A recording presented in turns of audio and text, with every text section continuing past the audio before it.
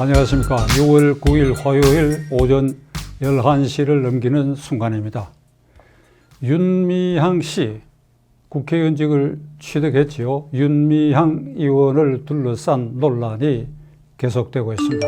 지난주에는 마포구에 있는 할머니들 쉼터 관리인이 아마도 극단적 선택을 한 것 같다.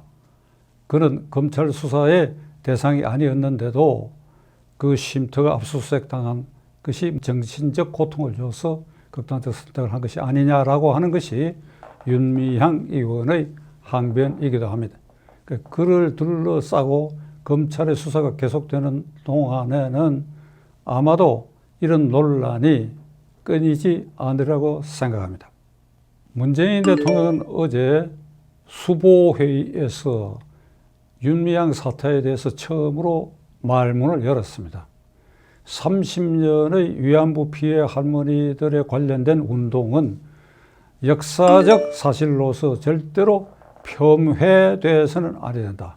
이 운동의 정신은 그대로 이어져야 된다. 그런 말 끝에 시민단체 등의 회계에 관한 것은 이것을 계기로 투명해져야 된다. 이렇게 해서 애둘러 윤미향 의원을 옹호하는 듯한 발언을 하였습니다.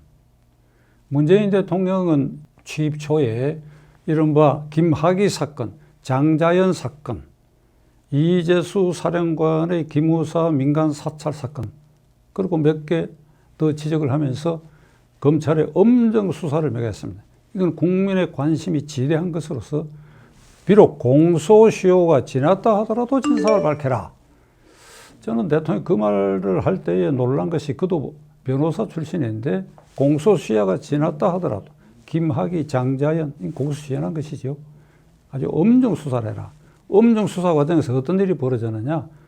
기무사령관이었던 이재수 중장이 자살로 생을 마감하는 일이 벌어졌고 이 사건들은 하나도 유죄 증거로 드러나서 기소되거나 한 일이 없이 그냥 그대로 흐지부지 끝나고 말았습니다.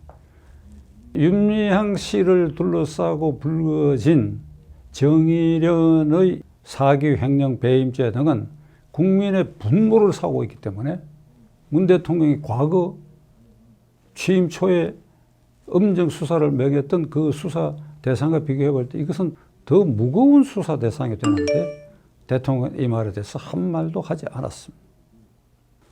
문 대통령이 지적한 대로 정신대 위안부 피해 할머니들의 그 운동의 역사는 절대 지워질 수가 없는 것이고 30년 동안 정대협, 정의련으로 이어지는 이 운동의 바탕, 초석에는 그 할머니들의 도덕성, 역사성, 정신적 피해, 이것이 바탕이 되고 있는 것입니다.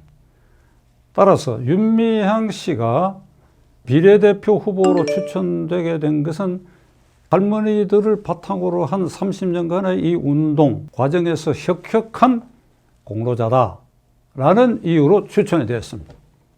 그런데 그 혁혁한 공로라고 하는 것이 1. 이용수 할머니의 기자회견, 2008년에 작고하신 신미자 할머니의 유언에 의해서 그 윤미향 씨의 공적에 기반이 된 도덕성이 일거에 부정당하고 말았습니다. 30년 동안 우리는 속았다. 우리를 이용해서 거둔 돈 다 어디다 썼느냐? 절규하고 있습니다. 지금도 절규하고 있습니다. 죄를 지었으면 처벌을 받아야 된다. 국회의원 터무니없는 일이다. 이런 절규가 계속되고 있습니다. 그러면 그가 국회의원으로 추천된 근거가 되는 사실이 전부 허물어져 버렸기 때문에 그걸로 그는 국회의원이 직을 반납해야 됩니다. 저는 21대 국회 개원 전서부터 이 사건이 터졌을 때 윤미향 씨는 스스로 의원직을 반납하라 라고 계속 촉구했습니다. 그런데 결국 의원직을 차지했고 의원 허간도 아주 뻗어시 방 하나를 차지하게 됐습니다. 이제 남은 수단은 민주당 지도부와 청와대 핵심이 그의 의원직을 사임해야 됩니다. 왜? 추천된 근거가 사라졌기 때문입니다. 지금 검찰에서 수사하고 있는 그에 관련된 사기 횡령 배임 사건, 그것은 부수적인 것입니다. 그와 관계없이 이미 그의 공적의 기반이 무너졌기 때문에 그가 스스로 물러서지 않으면 물러서게 해야 합니다. 이게 이 시대에 있어서 이 정권을 잡은 사람들, 청와대 핵심 문 대통령과 민주당 핵심 지도부가 해야 할 일이라고 저는 단정적으로 말씀드리지 않을 수가 없습니다. 국고보조금, 기부금 등이 회계 처리상 37억 원이 증발됐다. 또는 불실기재가 됐다. 지방의 할머니들을 위한 거울 좋은 쉼터라는 이를 붙여가지고 비싸게 사서 싸게 팔았다.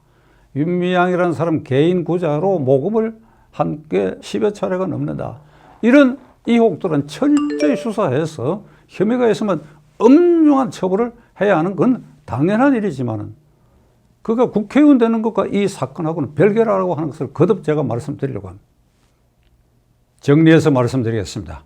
윤미향 사태의 본질은 그가 30년 동안 정대협과 정의연을 이끌어 오면서 그 할머니들의 이름을 팔아가지고 운용했고 그 할머니들로부터 30년 동안 우리는 이용만 당했고 속았다. 그렇게 많이 그 돈 다 어디다 쓰느냐. 그래서 그 기반이 허물어졌기 때문에 그 의원직을 계속한다고 하는 것은 국민에 대한 배반 행위가 되리라고 하는 것을 다시 한번 말씀을 드립니다. 곁들여 말씀드릴 것은 지금 국회의원 300명, 야당 의원도 있고 여당 의원 180명. 그중에는 제가 모르는 사람이 있겠습니까? 많습니다. 아는 사람 많습니다. 제가 랜덤으로 표본 추출해서 최근에 전화를 한 5군 의원하고 통화를 했습니다. 어떻게 생각하냐? 부끄럽다. 창피하다. 이게. 동료 의원이라고 배지 달고 우리 속에 섞여가지고 계속 논란이 있는 이 윤미향이가 국회의원이다. 이 부끄럽게 짝이 없다. 이거지. 그 중에 심하게 말하는 사람도 있습니다.